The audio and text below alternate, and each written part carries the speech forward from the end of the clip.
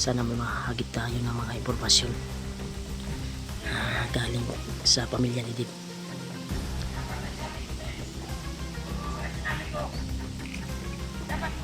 Si Commander Kwan talaga.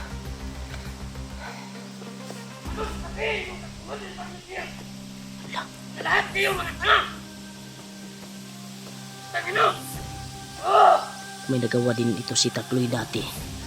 Nakabutihan sa atin nung nabihag ako. Tinulungan niya ako, tol.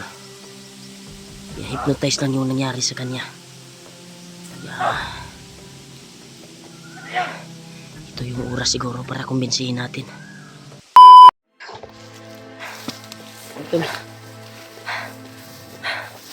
Grabe. Inaslan ko yung dalawa, tol, na bandido. Kaya yung isa ay tumakbo dahil tatlo sila eh. Nakabantay yung isa, sigurado ako na yung isa ay tatawag yun ng kakampi niya. Sigurado ako. Yan o, yung ibon na yan. Parang linggawahe yan na uulan. Ano, uhaw. Lingwahe yan, tol, na uulan siguro ngayon dahil sobrang sama ng panahon. Yan, masama yung panahon, tol. Dag-um naman eh, basang-basang naman tayo sa ulan ngayon. Kaya yung ibon ay parang alam niya na uulan ngayon kasi uhaw, uhaw, mauhaw na siya ba? Tama ba ako, tol? Kaya sana, tol, ay matagpuan ko na yung mga kasamahan ko. Ulitin ko po, maraming salamat po talaga sa walang sawang suporta nyo po at pagmamahal sa amin. At panonood nyo po sa bawat anggulo ng video ko. Thank you so much po talaga sa inyo, tol. Kaya kung saan man kayo ngayon, tol, palagi po kayo mag-iingat yan sa trabaho nyo. At lalo-lalo sa taga OFW. Ingat po kayo palagi. Kaya shout out na lang sa inyong lahat dahil marami po kayong mga solid supporters ko na palaging nag-aabang sa bawat anggulo ng ating video. Hindi tayo makapag-upload kaagad, tol, dahil limitado yung kanito signal. Hirap ng signal. Kailangan talaga na magkuhan tayo ng signal, kaya hindi ako makapag-upload kaagad dahil hinihintay ko yung kuhan na may signal at makapag-upload ako. Kaya maraming salamat talaga sa inyo, tol, sa walang sawang suporta. May video pa ako, tol, pero hindi ko na in-upload yung iba dahil sa sobrang hina ng signal na naabutan ko dito sa area na ito. Hindi ko alam kung saan na ito na area. Kaya no, may mga aso talaga silang madala dito, tol. Yan, palagay ko ito na siguro yung mga kasamahan ng pinatay ko ba pagka bumalik. Yan o. Yan, tol. Huwag tayong kumpiyansa. Buti na nakaagaw ko ng mga bala sa kuwan ko. Naka-open hammer na to palagi.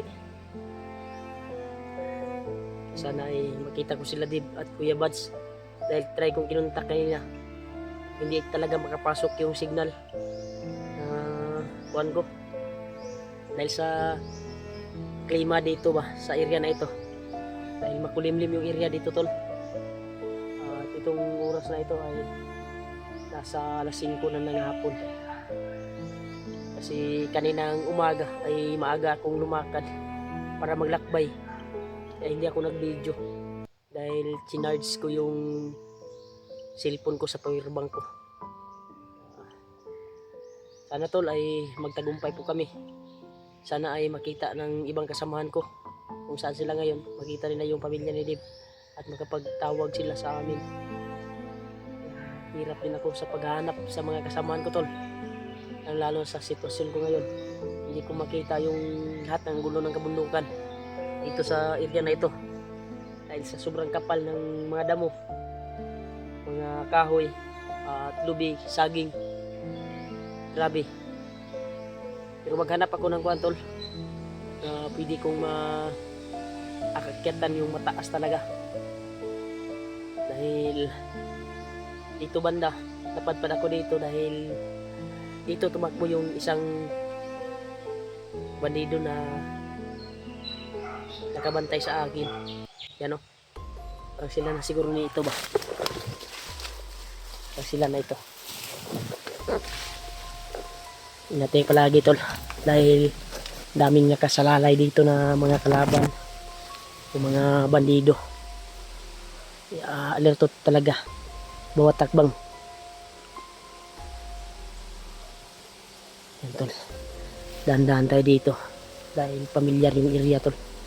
Parang itong area dati ay dinaanan namin to ni Kuya Bads dati Parang kuwan to tol critical pa rin to dito daming nakabantay dito tol. Iwan ko ba ngayon dahil dun sa unahan doon ko pinaslang yung dalawang bandido at yung isang bandido yung nakabantay at tumakbo siya dito patungo.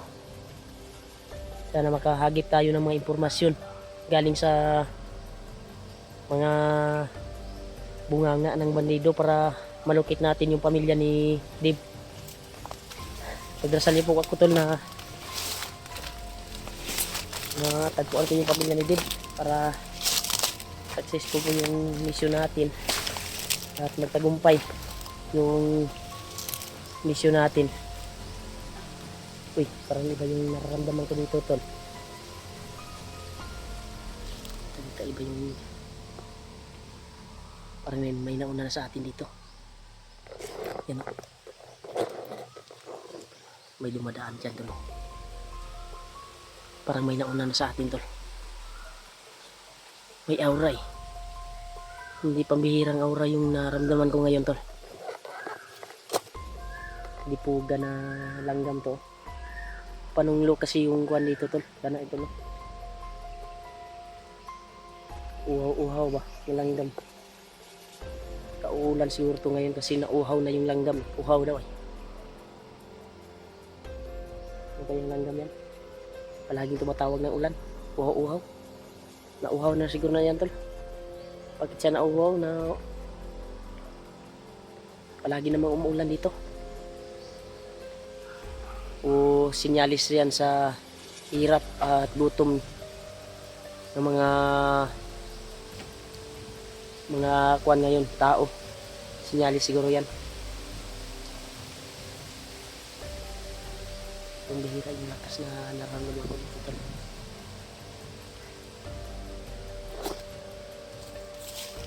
Tayo.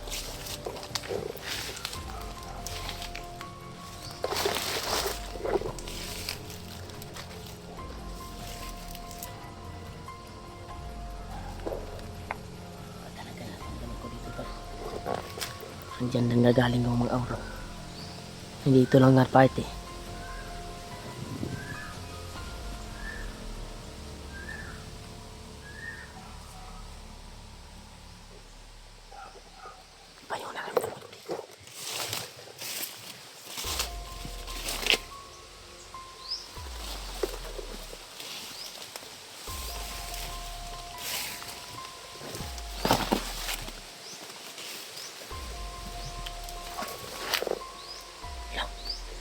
Yan.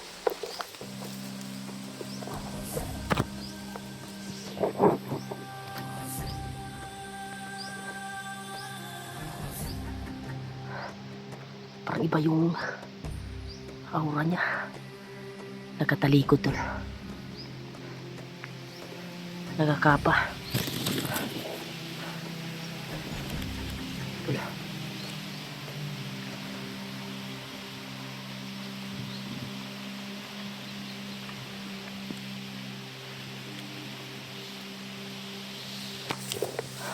Nagakapa tol.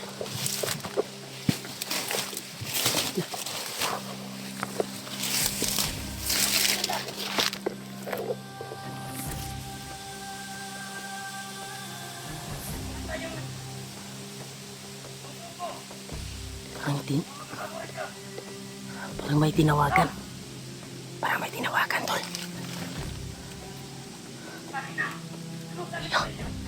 Hindi kaya to Parang si Commander Takloy ah. La.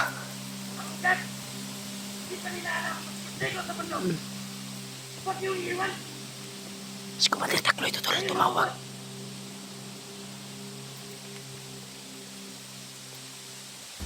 Baka... Sino ang tumapos ka nila? La. Pwede lang ng itak tol. Si Commander Takloy ito.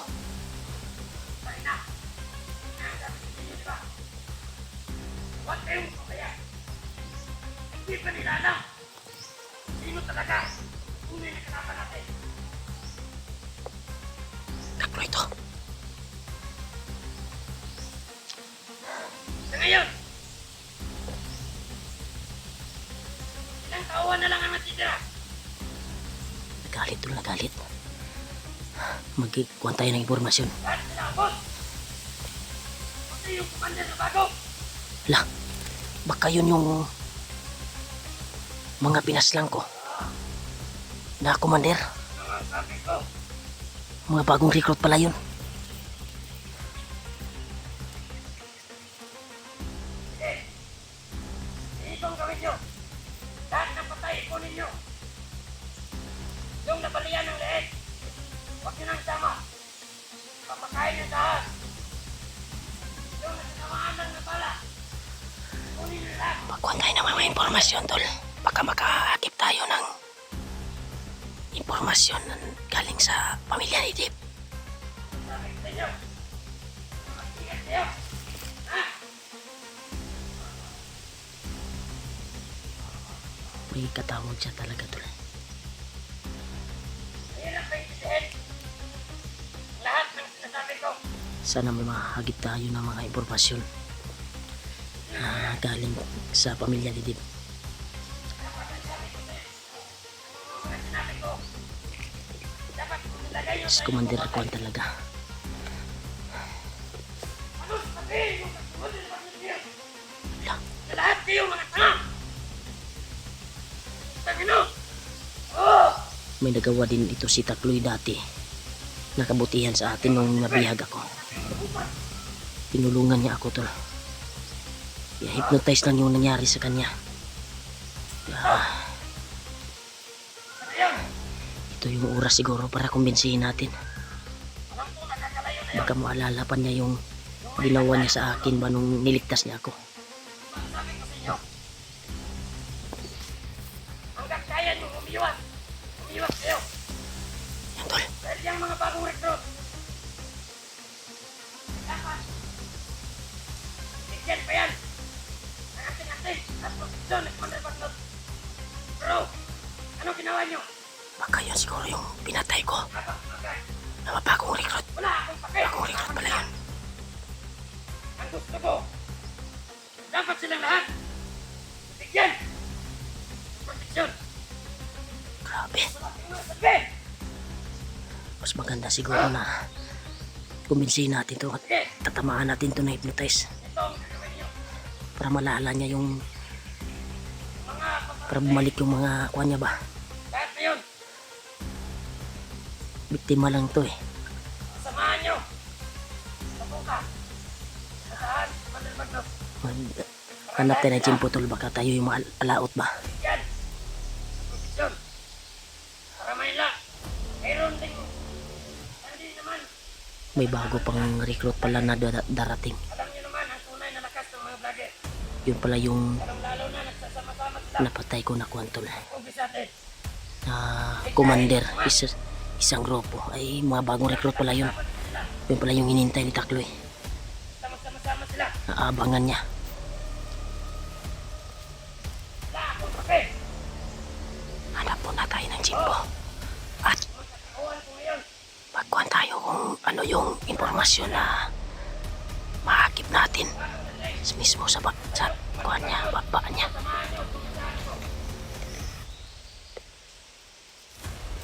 Uy, Oh! baka makita tayo. Wala na akong pake. Anong sabi ko kanina? Ha? Kunin yung lahat. Ang kaya pang buhayin ni Commander Bagnot. Teka, kita. Makita tayo dito. Pinilitan ng leeg. Pinupulan ng ulo. Pinalian ng leeg. Kunin niyo din. Para ipakain sa ahas. Hindi na tayo bababa. Para hindi na tayo kukuha. Mga biyak. Diba? Yung nagtamaan lang ng bala. Yun lang. Pwedeng ma-revive si Commander Bacnot. Grabe. Mga nagpupunta ng ulo. Balian. Huwag na. Okay. Kaya pa yan. Kuhain ni Commander Bacnot. Oh. Tawan ko ngayon. Dalawang ko na lang. Iwan ko sila. Bigyan ko sila ng iba't ibang ruta. Ito na lang magkita ngayon. Sige. Tapos na. Ito na lang dyan. Saan kayo kumasadya? Susundan natin to, tol. Baka makakuha na natin to ng mga... Baka dun sila patungo sa kuha ni... Dib, pamilya ni Dib. Susundan natin to.